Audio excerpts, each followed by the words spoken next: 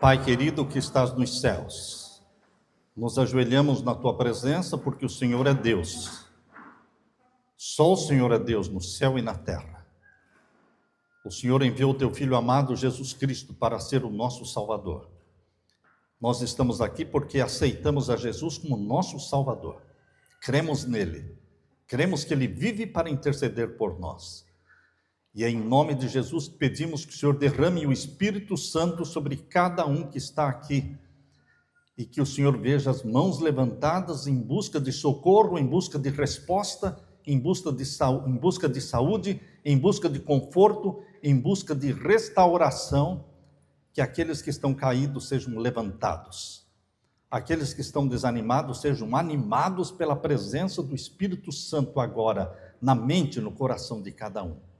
Anima-nos, Pai, ergue-nos do chão, do desânimo, da depressão, dá-nos a cura em Jesus Cristo. Abençoa todos os que estão aqui, responde os pedidos de cada um e derrama o Espírito Santo sobre o estudo que faremos da Tua Palavra neste momento, em nome de Jesus que pedimos e todos dizemos amém. Amém.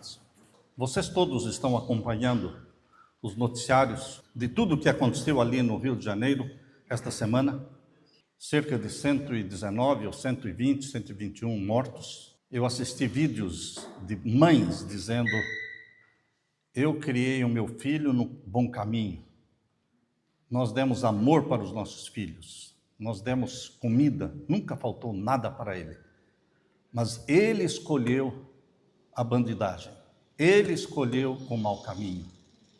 Eu lamento, mas realmente a escolha foi essa.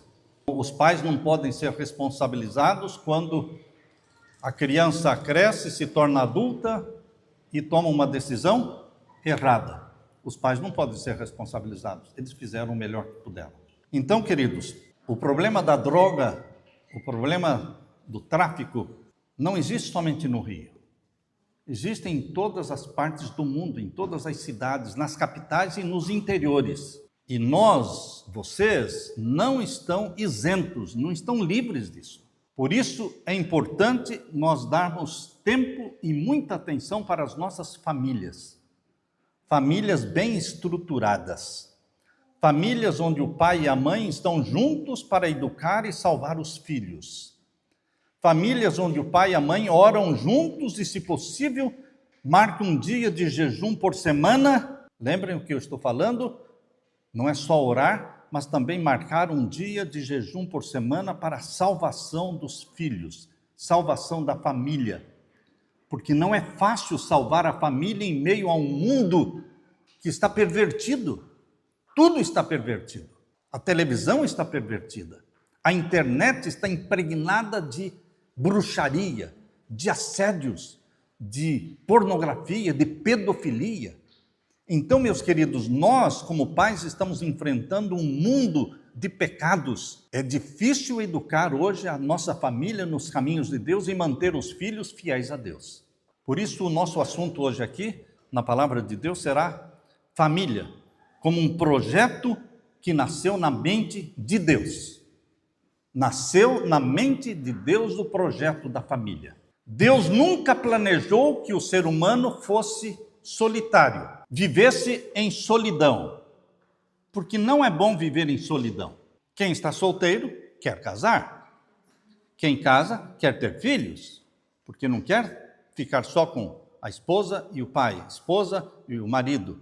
Durante um mês, 1 ano, 2 anos, está tudo bem, mas eles querem as flores no jardim do lar. As flores no jardim do lar é a criancinha, é o filhinho. Então, queridos, Deus fez assim. O projeto da família nasceu na mente de quem? De Deus. Quando o comunismo foi instalado na Rússia, isso foi lá pelo ano de 1917 a 1920, quando o comunismo foi instalado na Rússia, eles aboliram Deus, aboliram a Bíblia, aboliram a família e aboliram o casamento. Deixou de existir casamento na Rússia, porque eles diziam que casamento era algo da burguesia, era algo da Bíblia, algo do cristianismo, e então eles proibiram o casamento. As pessoas não mais se casavam. E em 1920, Lenin, ele disse: Nós abolimos o casamento e a Rússia se tornou um bordel. O que é bordel? Uma casa de prostituição. A Rússia se tornou uma casa de prostituição porque aboliram o casamento. Depois eles se arrependeram disso e voltaram a instituir novamente o casamento. Porque o casamento é que salva a sociedade. A sociedade é resultado dos lares. Lares bem estruturados, uma sociedade bem estruturada. Não é a escola que forma o lar, é o lar que forma as escolas.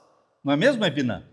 Se os lares forem bem estruturados, com pai, com mãe, que educam seus filhos, a escola será boa. Nós teremos alunos com disciplina, com educação, com honestidade, mas é o lar que prepara para a escola seus filhos, é o lar que prepara para o mundo os seus filhos. Portanto, Deus queria que o ser humano fosse feliz. Por isso ele planejou dar para Adão e Eva uma esposa. Deus olhou para Adão e Adão estava dando nome para os animais. Abra sua Bíblia em Gênesis capítulo 2. Gênesis capítulo 2. Ali estava Adão dando nome para os animais. Hoje, se você chama o cavalo de cavalo e o boi de boi e a cobra de cobra, você já parou para pensar, escuta, de onde veio esse nome? Quem que deu esse nome? Boi, cavalo, elefante, leão, leoa, tigre. O ateu, aquele que não crê em Deus, ele vai ficar sem resposta. Se você pergunta para a pessoa, escuta, como é que você chama esse animal? Esse é um leão. Por que é um leão? Quem que deu o nome de leão para ele? Ah, não sei, você fala que não sabe, mas a Bíblia diz quem foi. E você diz que não crê na Bíblia? Se você não crê na Bíblia, então diga quem deu o nome de leão para o leão. A Bíblia diz que foi Adão. Abra a Bíblia aí, em Gênesis capítulo 2, veja aí o verso 20. Verso 20. Todos acharam? Leiam comigo. O homem deu nome a todos os animais domésticos, às aves dos céus e a todos os animais selvagens. Mas para o homem não se achava uma auxiliadora que fosse semelhante a ele. Então Adão estava dando nome para os animais, para as aves, e ele mesmo não tinha uma companheira. Está claro que Deus disse aí, no finalzinho do verso 20? Mas para o homem não se achava uma auxiliadora que fosse semelhante a ele. Por isso o verso 18 diz assim, leia o verso 18. O Senhor Deus disse ainda, não é bom que o homem esteja só. Farei para ele uma auxiliadora que seja semelhante a ele. Deus é que viu que Adão estava sozinho e precisava de uma companheira, uma auxiliadora que fosse capaz de ajudá-lo, auxiliá-lo. A mulher foi feita não para competir com o homem, mas para auxiliar e ajudar o homem. O casamento não é uma competição para ver quem é melhor, não é uma competição para ver quem manda mais. Não, o casamento é uma união de ajuda mútua, é um ajudando o outro. Marido e mulher são diferentes em tudo. Nos dons e talentos também são diferentes. O marido precisa dos dons e talentos da mulher, que ele não tem, mas ela tem. E a mulher precisa dos dons e talentos e habilidades que Deus deu ao homem e que ela não tem. Eles se ajudam, eles se complementam. Queridos, um completa o outro. E que coisa linda é o casamento quando nós entendemos que é o plano de Deus e que Deus nos une um ao outro e nos torna uma só carne. Então não existe competição. Você, marido e mulher, vocês não são parentes. Vocês não são parentes. Vocês são uma só carne. E aqui diz agora, leia comigo, o capítulo 2. Capítulo 2, vamos ler o verso 21. Verso 21. Então o Senhor Deus fez cair um pesado sono sobre o homem, e este adormeceu. Esta foi aqui a primeira anestesia, viu? Foi a primeira anestesia que foi dada, que o homem dormiu e dormiu pesado. Aqui diz que Deus fez com que o homem dormisse. E o verso 21 diz, tirou-lhe uma das costelas e fechou o lugar com carne. E da costela que havia tirado do homem, o Senhor Deus formou uma mulher e a levou até ele. E o homem disse, esta, afinal, é osso dos meus ossos e carne da minha carne. Será chamada varoa, porque do varão foi tirada. Por isso, o homem deixa pai e mãe e se une à sua mulher, tornando-se os dois uma só carne. Os dois deixam de ser dois e se tornam o quê? Uma só carne. Unidos. Não estão mais competindo. Não é um puxando para cá e outro puxando para lá. Não é o pai dizendo não e a mãe dizendo sim. Porque criança é esperta. Vai e pede para o pai diz não, aí ela corre para a mãe. E não conta que perguntou para o pai. A mãe não está sabendo que o pai já disse não. E então a criança corre para a mãe e pede a mesma coisa. E a mãe, sem saber que o pai disse não, a mãe diz o quê? Sim. Olha aqui, o casamento não pode ser assim. Um pai dizendo não e a mãe dizendo sim. Porque não é um contra o outro. É um a favor do outro. Quando o pai e a mãe perguntam para a criança, você já falou com seu pai? Já falei. O que ele disse? Ele disse não. Então eu também digo não. Apoiar a mãe, apoiar o pai. O pai e a mãe não podem entrar em desacordo na frente dos filhos. O pai e a mãe podem entrar em desacordo às portas fechadas, longe das crianças. A esposa pode falar para o marido, olha, você disse não, e eu também, para não contrariar você, eu também disse não, mas eu não concordo. Por que você proibiu uma coisa dessa? Conversa isso em particular, não na frente da criança. Se você conversar assim com o marido na frente da criança, você vai desautorizar, tirar a credibilidade do pai ou da mãe. Na frente da criança, vocês precisam ficar unidos. Em particular, você pode falar, olha, no caso da Leila e eu, quantas vezes eu surrei, o Anderson foi quem mais apanhou, o Anderson. A Evelyn quase que não apanhou. O primeiro filho sempre apanha mais, não é? Porque a gente estava cheio de ideal. A gente é cheio de ideal, tem que ser daquele jeito que a gente está sonhando que seja. Então, a Leila muitas vezes me pegava, em particular no quarto, e disse, por que você bateu daquele jeito?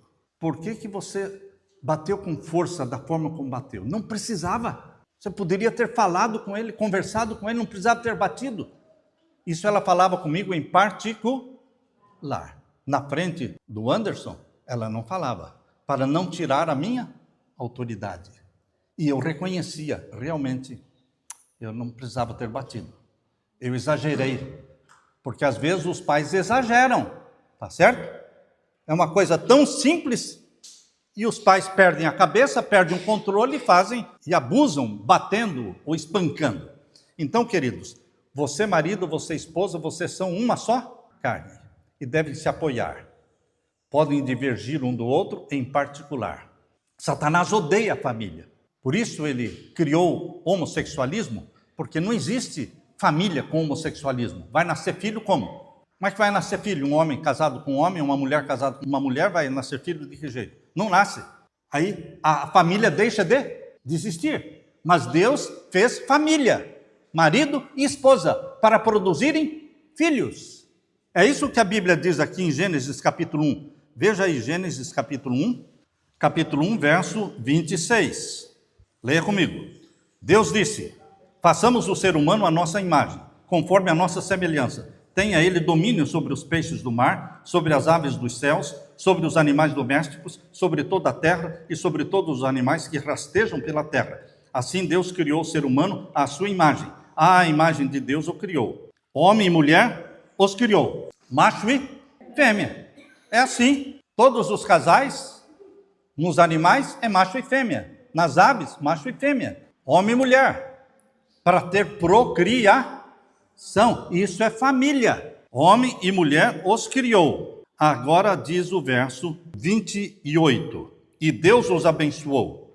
E lhes disse, sejam fecundos, multipliquem-se, encham a terra e sujeitem-na. Tenham domínio sobre os peixes do mar, sobre as aves dos céus e sobre todo animal que rasteja. Queridos, Deus fez o primeiro casamento, lá no Jardim do Éden.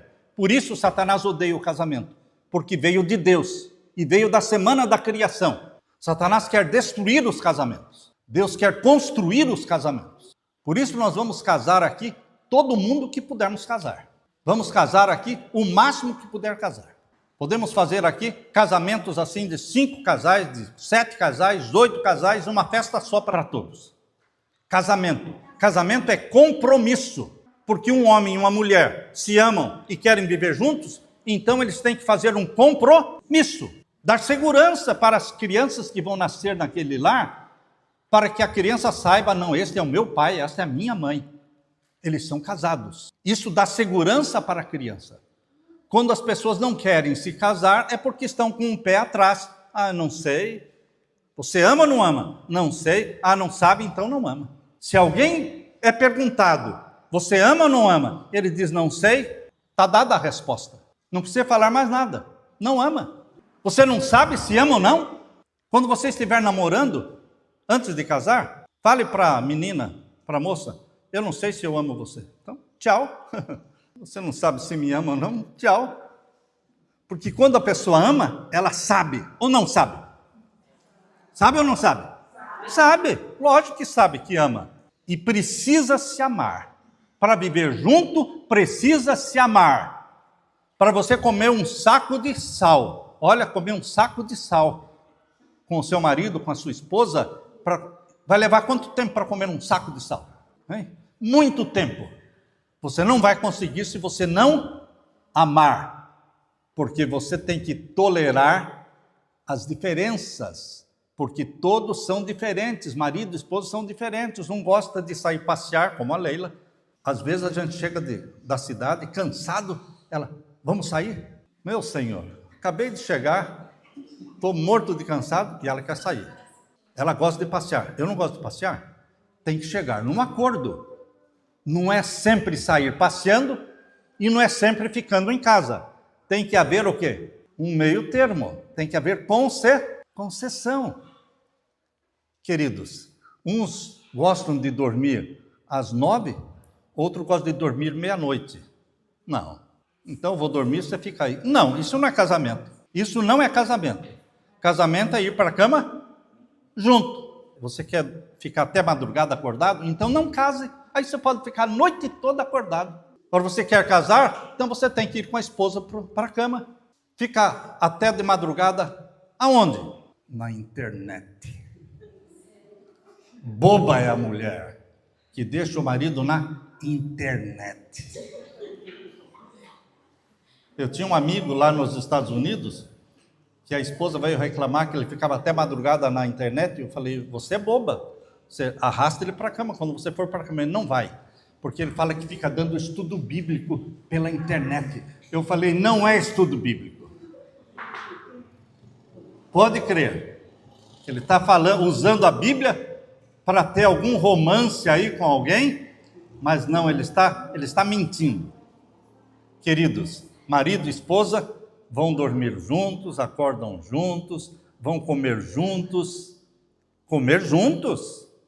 orar juntos ao se levantar de manhã, antes de deitar à noite, orando juntos. Você pode orar sozinho? Lógico que você pode orar sozinho, mas você tem que ter o seu momento de oração junto com a esposa, orando juntos pela salvação dos filhos.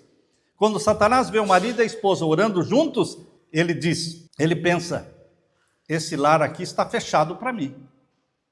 As brechas foram fechadas, eu não consigo entrar, porque o pai e a mãe estão orando juntos, e os anjos cercam aquele lar, protegendo aquele lar. Mas se cada um sai por conta, o marido sai por trabalho sem orar, a esposa se levanta, não tem tempo para orar, a família está desprotegida.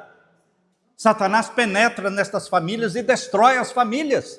Queridos, Deus planejou o casamento para que nós salvemos nossos filhos, eduquemos nossos filhos para Deus.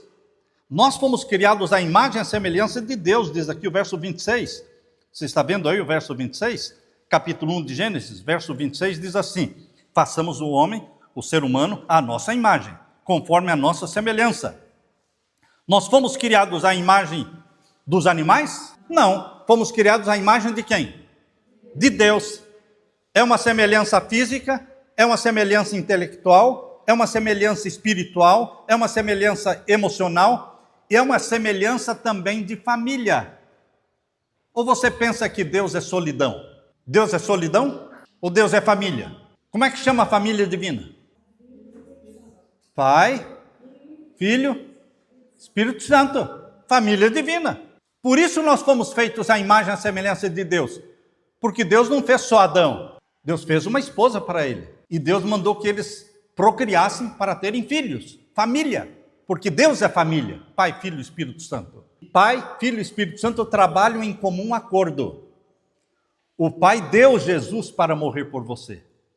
Jesus morreu por você. E o Espírito Santo pega os méritos de Jesus e aplica na sua vida. O Espírito Santo convence você do pecado e atrai você para Jesus. Veja que o Pai não trabalhou sozinho. O Filho, Jesus não trabalhou sozinho. O Espírito Santo não trabalha sozinho. Pai, Filho e Espírito Santo estão trabalhando para a salvação sua e minha. Trabalham unidos. Assim a família humana, pai e mãe e filhos precisam trabalhar unidos, puxando para o mesmo lado. E assim eles vão prosperar, vão ser abençoados. Queridos, quando o homem não se casa, ele não prospera.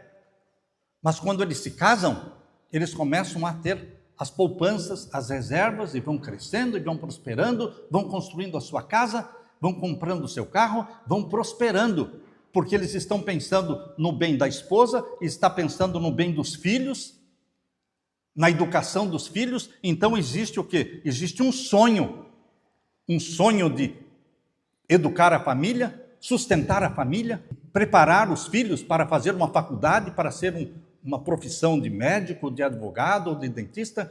Os pais sonham com os filhos e eles investem nisso. Isto é família, quando pais trabalham juntos pela salvação dos seus filhos. Eu quero que você leia comigo agora o que está em Efésios. Abra lá no final da Bíblia. Lá no final da Bíblia existe a carta que Paulo escreveu para os Efésios. Efésios capítulo 5. Como deve funcionar o lar que Deus criou? O casamento que Deus criou, como é que deve funcionar? É o homem que manda e é a mulher que obedece? Ou é a mulher que manda e é o homem que obedece? É o machismo ou é o feminismo? O que tem que prevalecer na casa? É o machismo ou é o feminismo? Queridos, na Bíblia não existe o machismo e não existe o feminismo. Na Bíblia existem papéis diferentes, funções diferentes do homem e da mulher. O trabalho de um não é o trabalho do outro. Deus capacitou a mulher para certas funções que o homem não consegue desempenhar. Abra sua Bíblia em Efésios, então, capítulo 5. Efésios, capítulo 5, vamos ver o verso 22 em diante. Verso 22. Esposas, estão lendo comigo? Mulheres, que cada uma de vocês se sujeite ao seu próprio marido, como ao Senhor. A mulher deve ser submissa ao marido, como é submissa ao Senhor. Como é que você é submissa ao Senhor? Na marra?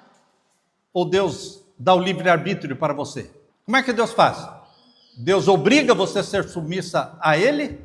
Ou Deus dá o livre-arbítrio, a liberdade de escolha para você escolher servir a Deus? Como é que Deus faz? Hein? Dá liberdade. Dá liberdade. Então, o serviço a Deus é por livre e espontânea vontade. A submissão da mulher ao marido é por livre e espontânea vontade. Não é forçada. É isso que está falando aqui. Como ao Senhor. Não é o marido dizendo, olha, o homem aqui sou eu, o macho sou eu mando, você obedece. Isso não é casamento. Isso não é casamento. Isso não é parceria. Porque marido e mulher, eles são parceiros. Não é um chefe e um empregado. Por isso está dizendo aqui, vamos ler de novo o verso 22. Esposas, que cada uma de vocês se sujeite ao seu próprio marido, como ao... Olha, se não fosse esta frasezinha, como ao Senhor, o marido podia exigir. Não, você vai se submeter a mim. Eu estou exigindo que você faça isso, você vai fazer, na marra. Mas esta frase, como ao Senhor, impede que o marido faça assim. porque tem que ser uma submissão voluntária, espontânea. Por que a minha esposa se submete a mim? Porque eu a amo, eu faço bem para ela. Em resposta, ela faz aquilo que eu gosto. Estão entendendo como é o casamento? Eu faço o que agrada a minha esposa, demonstro amor, e ela, em resposta, também demonstra amor e submissão voluntária, não é forçado. Como ao Senhor. Jesus morreu por você, você se submete a Ele. O marido está disposto a morrer pela esposa, a esposa se submete a ele, porque ele está disposto a morrer por ela. Como é que você pode não se submeter a uma pessoa que morre no seu lugar? Estão percebendo que é algo espontâneo e voluntário? Como ao Senhor. Verso 23.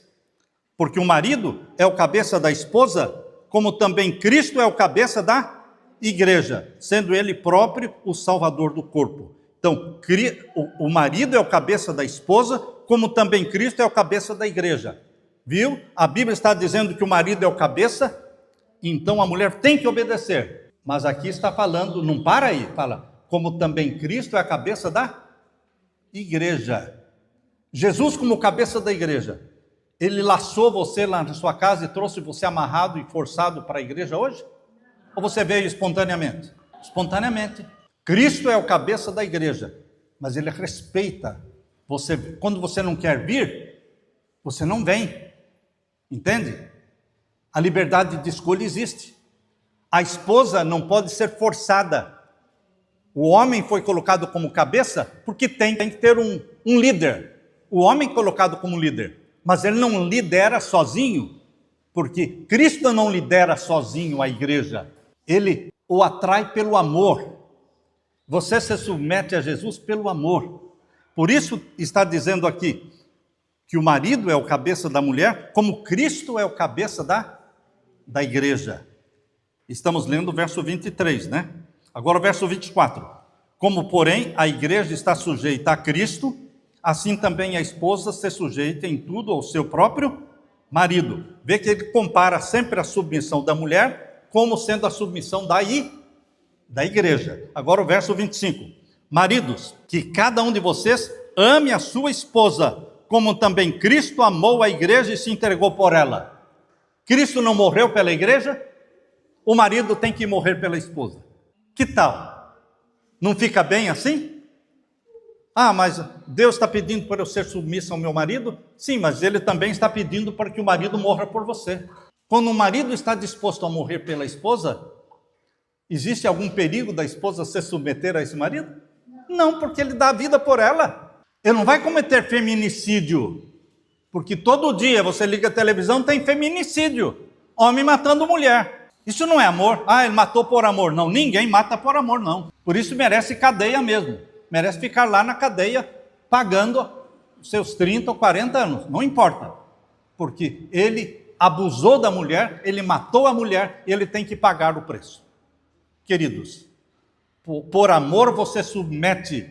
A Bíblia diz que Jesus Cristo respeita a sua igreja. Ele não força. Por isso diz aqui o capítulo 5, verso 25. Maridos, que cada um de vocês ame a sua própria esposa. Quem ama não mata. Quem ama não abusa. Quem ama não bate. Quando você vê o rosto de algumas mulheres que foram soqueadas, batidas pelo marido, que vergonha, que escândalo, esses maridos batendo em mulher. Por que ele não vai bater num homem? Por que ele não pega um homem para bater num homem? Agora você é covarde, vai bater numa mulher, quebrar o rosto da mulher, como essa semana eu vi, o rosto dela todo quebrado. Queridos, quem ama não bate, quem ama dá a vida pela pessoa amada, mas não tira a vida dela.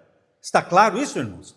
Por isso, Deus criou a família, para marido amar a esposa e, se possível for, até morrer por ela. É o que nós estamos lendo em Efésios 5, verso 25. Leia comigo. Maridos, que cada um de vocês ame a sua esposa, como também Cristo amou a igreja e se entregou por ela. Agora veja, verso 31. Eis porque o homem deixará o seu pai e a sua mãe e se unirá à sua mulher. Quando casa, quer casa. Por isso diz aqui, o homem deixa seu pai e sua mãe. Porque enquanto você estiver morando com alguém, você não manda na casa. Nem o marido nem a esposa mandam, porque eles estão morando na casa de alguém. Você precisa ter a sua casa, onde você é o marido e ela é a esposa. Esse é o lar. Por isso a Bíblia diz que o homem deixa o seu pai e deixa a sua mãe e constrói a sua casinha para viverem juntos, para criarem os seus filhos. E se unirá à sua mulher, tornando-se os dois uma só carne. Então, verso 33. No entanto, leiam comigo. Também quanto a vocês, que cada um ame a própria esposa, como a si mesmo, e que a esposa respeite o seu marido. A mulher se sente realizada quando ela se sente amada. Presta atenção, maridos. Eu dou presentes para minha mulher, eu dou isso, eu dou aquilo. Não. Tudo isso está bonito. Mas lembre-se que o importante para a mulher é se sentir amada. Se você é bruto, se você é rude, se você não é cortês e amável com a esposa, se ela não sabe se você a ama ou não, porque você nunca falou, ela já sabe que eu amo. Não. Tem marido que fala, minha esposa já sabe que eu amo. Eu pergunto, você sabe? Ela diz, não, eu não sei não. Ele nunca falou, eu não sou adivinha, eu não vou adivinhar, ele nunca falou que me ama. E tem marido que fala, não, mas no dia do casamento, diante do altar, eu falei que eu amo. Meu querido, você falou uma vez na vida, você tem que repetir todos os dias. A Leila faz questão de perguntar para mim, você me ama? Ela me pergunta, até hoje, de quem eu sou? E se eu fico quieto, ela pergunta de novo, de quem eu sou? Minha. E de quem você é? Seu. A mulher quer ter certeza de que é amada. Essa mulher é vitoriosa, porque ela está com energia, ela tem saúde. Abrace a sua esposa, porque o abraço evita comprar remédio.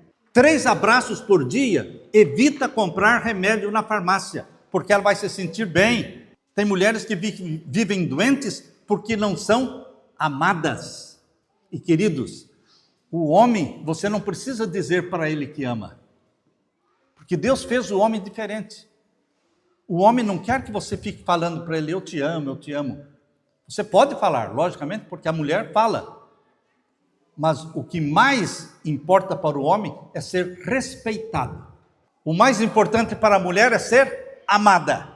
E para o homem é ser respeitado. Respeite o seu marido. Por isso está aqui, olha. Você viu aí esse último verso?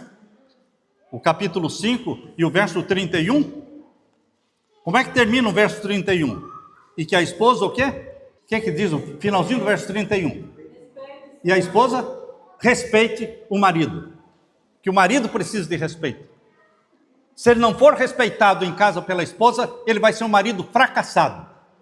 A autoestima dele, vai estar lá embaixo. Você levanta a autoestima do marido quando você respeita o marido.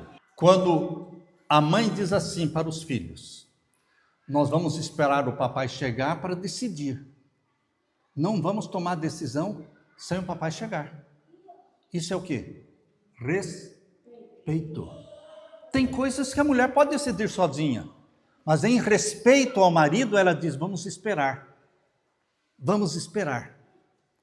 O homem precisa ser respeitado. E a mulher precisa ser o quê? Amada. E a criança precisa ser educada. Capítulo 6 agora. Capítulo 6 aí. Efésios, capítulo 6, verso 1. Verso 1. Filhos, obedeçam aos seus pais no Senhor, pois isto é justo. O que Deus está mandando? O quê? Obedeça. Qual o dever dos filhos? Obedecer. Existe essa palavra obedecer no Estatuto da Criança? Alguém aqui já leu o Estatuto da Criança? Pode ler. Você não vai encontrar essa palavra obediência no Estatuto da Criança. O Estatuto da Criança fala dos direitos dela, mas não fala dos deveres, que é obedecer, e depois obedecer, e depois obedecer. Obediência, a responsabilidade das crianças é obediência aos pais. E os pais, educá-la, alimentá-la, cuidar dela. E ela, a criança, obediência. Aqui Deus está dizendo, filhos, Deus está dizendo, filhos, obedeçam aos seus pais. É por falta de obediência que o mundo está destruído. Os lares são destruídos. Falta de obediência. E aí, verso 2, leia o capítulo 6, verso 2. Honre o seu pai e a sua mãe, que é o primeiro mandamento com promessa, para que tudo corra bem com você e você tenha uma longa vida sobre a terra. E agora, qual é o dever dos pais? Verso 4. Vocês, pais, não provoquem os seus filhos a ira. Não fique provocando a criança. Porque a criança perde o controle e aí o pai quer bater, porque ela faltou com respeito. Mas ele ficou o quê? Provocando, até que a criança fica nervosa e fala uma palavra, e aí o pai quer bater, porque ele provocou a criança. Por isso está aí o dever dos pais. Verso 4. Vocês, pais, não provoquem os seus filhos à ira, mas tratem de criá-los na disciplina e na demonstração do Senhor. Meu querido pai, minha querida mãe, a criança, para ser feliz, precisa aprender a obedecer. A criança, para ser feliz, precisa aprender limites. Limites. Até aqui, sim. Daqui para frente, não. Você vai dormir às 7h30, estourando 8. E depois, queira ou não queira, vai para a cama. Meu filho dizia, minha criança, quando o Anderson era criança, ele dizia, eu não estou com sono. Mas não tem problema, deita sem sono mesmo. Tá? Ah, mas eu não vou dormir. Fique acordado. Tá? Deita aí, fica com o olhinho acordado, mas fica aí. De repente ele estava dormindo. Ia para a cama. O pai não pergunta, que horas você quer dormir? A criança sabe a hora que ela deve dormir? Não. Os pais não perguntam para a criança, o que você quer comer? Criança sabe o que ela deve comer? Não. Criança só quer doce, pirulito, chocolate, só isso. Bolacha. Não quer comida de verdade. Então, os pais decidem o que a criança vai comer e beber. Os pais decidem a hora que ela vai dormir. E tem pais que dizem, tem mães que falam, a hora que eu vou dormir, minha criança vai junto. Mas ela vai dormir 11 da noite. Mas a criança já deveria estar deitada desde as 7h30, o máximo 8 horas. Porque a criança precisa dormir muito mais do que o adulto, porque ela está em fase de crescimento. Criança precisa de limites. Criança, para ser feliz, precisa aprender a ouvir não. Ela precisa aprender a ouvir não. Ah, vai bater o pé, vai se jogar no chão, mas não é não. Nunca ceda. Uma vez que você pai, você mãe, você disse não, segure e sustente o não. Pense antes de falar o não, porque você vai ter que sustentar o não. Está cheio de pais que dizem não, e depois o filho começa a chorar, tá bom, tá. Então, só dessa vez. Pronto, destruiu. A próxima vez que você disser não, ele vai chorar de novo, porque vai saber, ele sabe que você vai ceder. Pense antes de falar o não, e quando falar, sustente o não. É difícil sustentar o não, não é? Mas a criança precisa aprender a ouvir o não. Criança, para ser feliz, precisa aprender a comer e beber o que é saudável. Criança, para ser feliz, precisa dormir cedo e acordar cedo. Criança, para ser feliz, não pode ter smartphone, iPhone, acesso à internet. A internet não educa o seu filho, destrói a vida do seu filho. Porque na internet, sem você saber, aparecem cenas de nudez, de homem pelado, de mulher pelada, de sexo, de pornografia, de assédios. Sem você saber, pode ter um marmanjão aí do outro lado, falando com seu filho, com a sua filha, conversando como se fosse uma criança da idade dela, e na realidade é um marmanjão que está... Queridos, a internet está podre. Criança, para ser feliz, não pode ter na sua mão a internet, porque a internet é uma podridão. Antigamente os pais falavam, onde estão seus filhos? Estão seguros em casa. Antigamente, há mais de 50 anos atrás, o pai podia falar, estão seguros em casa. Hoje o pai e a mãe não podem mais falar, meus filhos estão seguros em casa, porque a internet está dentro de casa. E ele pode estar se prostituindo com sexo virtual, tirando foto do seu corpo e mandando pelo mundo afora. Essas fotos caem na internet e são exploradas, tudo dentro de um quarto fechado. E às vezes o pai e a mãe estão dormindo, achando que os filhos estão dormindo. Sejam espertos, porque muitas crianças fingem que estão dormindo e os pais dormem e elas continuam aonde? Na internet.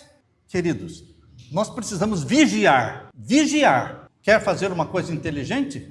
Desliga a internet. A minha filha, quando ela vai dormir, ela desliga a internet. Quando eu estou na casa dela e eu estou trabalhando na internet, é um problema. Filha, não desliga porque eu estou trabalhando, mas eu estou indo dormir.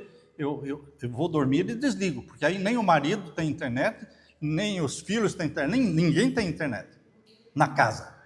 Porque se a casa tem internet e você vai dormir, quem pode dizer para você que os filhos estão dormindo? Alguém dorme com internet na mão?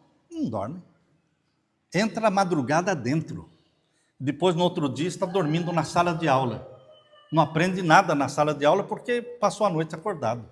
Criança feliz precisa não ter o iPhone, não ter o smartphone, não ter a internet. Isso não traz inteligência para a criança. Criança, para ser feliz, não pode ficar exposta aos assédios. Pedofilia. Sabe o que é pedofilia? Quando adultos abusam de crianças. A pergunta é assim: sabe onde acontece a maioria dos abusos de crianças? Sabe onde acontece? Não é na rua, dentro de casa. Ah, eu deixei meu filho com fulano, eu deixei meu filho com a fulana. Ah, o meu filho foi dormir na casa do fulano. Você não está no céu, meu irmão. Você não está no céu, você está no mundo de pecados. E você tem que vigiar e orar. Nossos filhos não iam dormir na casa de ninguém, de jeito nenhum. Queridos, nós precisamos vigiar os nossos filhos, ver se estão dormindo mesmo, entendem? E não deixar os filhos nas mãos de outras pessoas. Ah, mas eu confio. Avô abusa de neta. Padrastos abusam de afilhado. Está cheio de casos. Queridos, nós precisamos vigiar. Como pais, nós queremos salvar os nossos filhos, vamos protegê-los. Você pai, você mãe, vocês oram, vocês jejuam pelas crianças e vocês vigiam para salvar a sua família. Você precisa vigiar as amizades. Quem são os amigos do seu filho? Onde ele está? Você sabe onde está o seu filho? Ele está por aí. Por aí não diz nada. Por aí não diz nada. Veja, consulte o telefone, se ele tem telefone, leia as conversas que estão ali. Com quem ele está conversando? Veja, não deixem seu filho dormir fora de casa. Cuide do que acontece dentro da sua casa. Decida salvar a sua família, custe o que custar. Susana Wesley, esposa de Samuel Wesley, teve 19 filhos. 19 filhos.